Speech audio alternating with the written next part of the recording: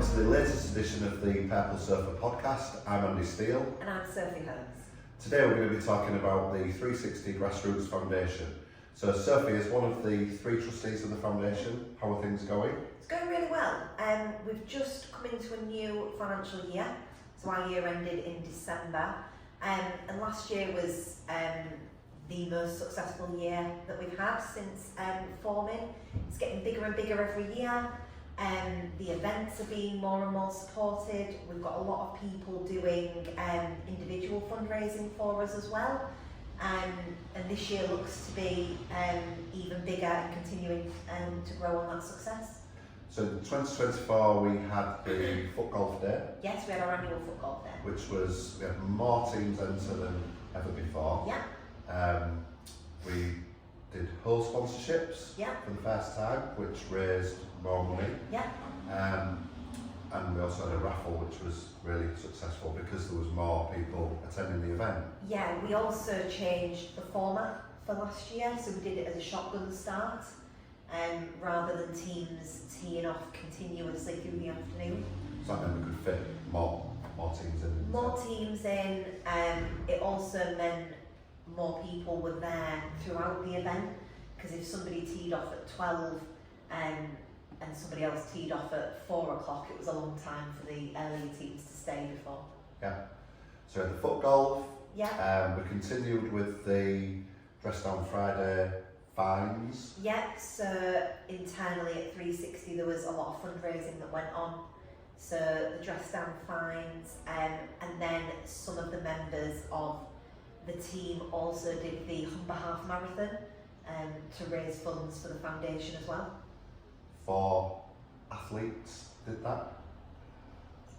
Yes. Or should we say 3 athletes plus me? I don't think I've ever been classed as an athlete before, but Sinead, one of our team members, it was her brainchild. Yeah.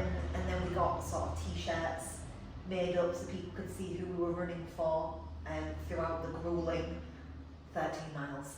God, it was grueling. I've never done anything like it. The hills. Oh, I didn't appreciate how hilly the Humber Bridge was. No. But you also did a solo fundraising event for the foundation, and that was the biggest event that somebody has done as a solo event to raise funds. Yeah, so that was trying to run 25k to try and raise enough money for 25 pairs of sports glasses. Yeah. Thanks to the amazing sponsorship of Q&K Optical, trading as Boots Opticians, who agreed to give us a discount on the glasses. Yeah. And also thanks to the amazing support of people on Just Giving, we've probably raised enough for 35 pairs of glasses. Yeah. So that sits in one of our restricted funding pots. Yeah. So any children or young adults that apply to the foundation for sports glasses, we utilise that pot of funding to award grants. And we've also got a pot of money for specifically targeting getting young people into netball. Yes. Thanks to Sarah Barley and her team, they collect money each week, don't they? And any surplus that they've got, they donate it to the Grassroots Foundation, which is amazing. Yeah. Did we do anything else in 2024? We did a really generous donation from Richard Suddard and the guys at Bureau Technical. Yeah. Which is our largest single contribution from a company, which was amazing, and will enable us to help even more young people in 2025. Yeah. So going into 2025, we've obviously got our foot golf event planned for May, and we're trying to improve even further on last year's event. So this year we're doing a sponsor for the whole event. Which we haven't found yet. No, we haven't found yet. At the time of recording. But also that'll help escalate the event up to the next level as well. Yeah. So we've got the foot golf event in May. We are potentially looking at doing something later in the year, and that's sort of to be confirmed and is in Yeah. in talks at the moment. Yeah. So, what sort of, obviously we can't mention names, etc., but what sort of young people were we helping during 2024 and what were we helping them with? So the foundation is set up to support children and young adults in HU1 to HU9. So that's the geographical location we've been helping people. And it's not one particular postcode that we're supporting people across all of those 9 areas. And it's aimed at children who are at risk of coming out of sport because of a particular barrier to entry, or children and young adults that can't get into sport for some reason. In the last year to 18 months, we've had a lot of applications for sports classes. Which are really expensive. Yeah, I didn't realise how expensive sports classes were, because I don't wear glasses myself, so I didn't realise how much of a cost that can be. Particularly if a family's got, you know, a couple of children as well that also need the same support. I think one of the first children that we helped was with sports classes, wasn't Yes. it? They turned up to a game, first game of the season, wearing normal glasses, Yeah. and I think the referee said that he wouldn't be able to play in those, Yeah. and which meant he couldn't see, Mhm. so he had to not play, Yeah. didn't he? Yes. And unfortunately his parent couldn't afford the sports classes, so it looked like he was going to have to stop playing. Yeah. But fortunately his coach, I think, had heard about the Grassroots Foundation, so we were able to get him some sports classes and get back on the pitch within a couple of weeks Yeah. of asking for the help. So that's great, isn't it? It is, and it isn't just football and rugby that the charity supports. So it will support any sport, and will consider an application for any sport. So we've had netball more recently, we've had swimming, we've had a Cricket. whole range of sports. Yeah. So over the last year, as the charity's become more established and it's building up more support, we're able to help more people.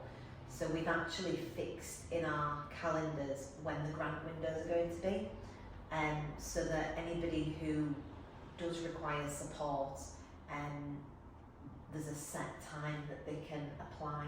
So our most recent one is January 2025 for grants to be given out just after, because some sports are seasonal, like cricket for example, so we know that we'll get different applications throughout the year, but it's just trying to make the grants accessible to everyone who needs them.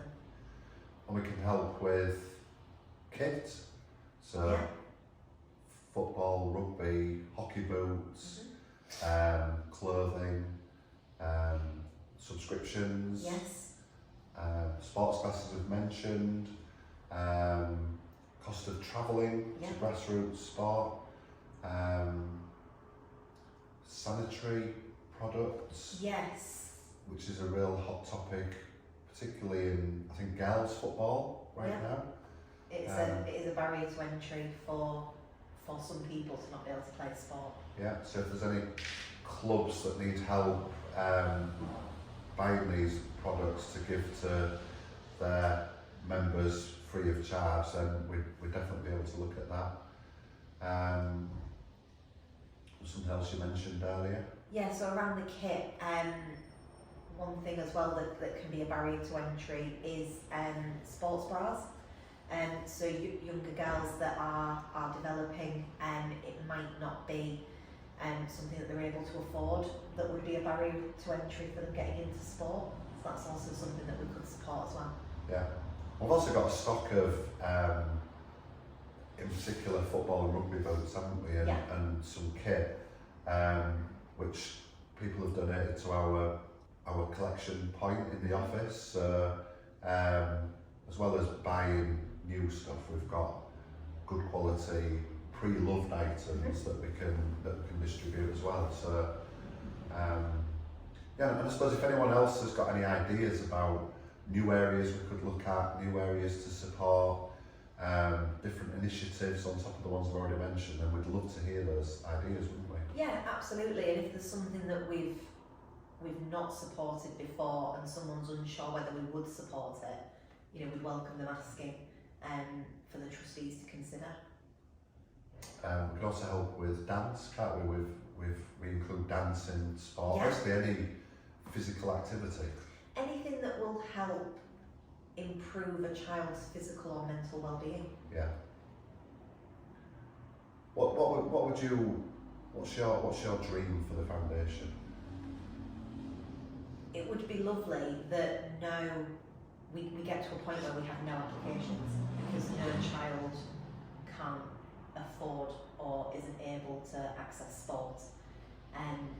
That would be a lovely dream to have, and it would be great that we've managed to make an impact. However, it would be lovely to expand into new areas and help more people. More geographical areas. Yes, yeah. You know, it would be lovely if every time we had a grant window, we were able to empty the bank account. So we raised the money at an event, we're able to spend it all and help hundreds of applicants, and then we do another event and then fund the next wave of applications. That would be lovely. I'd like Hull to be the most sporty city in the UK instead of, I'm not sure if we are the least sporty, but we're certainly in the bottom, very near the bottom of that league table. Yes. Wouldn't it be great if we could help a future King Lewis Potter or a future Mikey Lewis turn into a sort of a sports star at the sort of levels that they are, because they are out there, and I just worry that they're out there but they're not actually playing the sport that they're good at. Yeah. So we've done a lot of work over the last year or two, sort of working with other sports clubs in the area to help spread the word. They have a lot of youth teams, or they have foundations that work in schools. So we've been trying to work with them to help spread awareness of the charity. Other local charities and clubs, we've been trying to work with them as well, so that they can help us identify people that really do need the support. Yeah, Hull KR were a huge help last season, weren't they? Put in the one of the grant windows that were open, they put that on the big screen at one of the Super League games, which was a huge help. Yeah. They've also let us attend one of the games at Craven Street, haven't they? Yeah, so that was back in that was one of last year's other events. September, was it? Yeah. We had a stall in where we were sort of promoting the foundation, telling people about the grants, etc. Did some little games, which proved to be a little bit too popular. Yes. Because they were queuing around the block to play, weren't they? Yeah, they really helped us promote the foundation and what we were doing last year as well. So that was something that we didn't mention in what we did in 2024. Yeah. So exciting times for the foundation. Yeah, lots happening. We'll obviously be having our AGM coming up shortly, and the trustees will be meeting up again to go through grant applications, looking at last year's accounts, and planning for the future. Okay, so that draws the latest Purple Circle podcast to an end. If you would like any more information about the grants, fundraising, the foot golf day in May, please send an email to help@360accountants.co.uk or contact us through one of our social media outlets.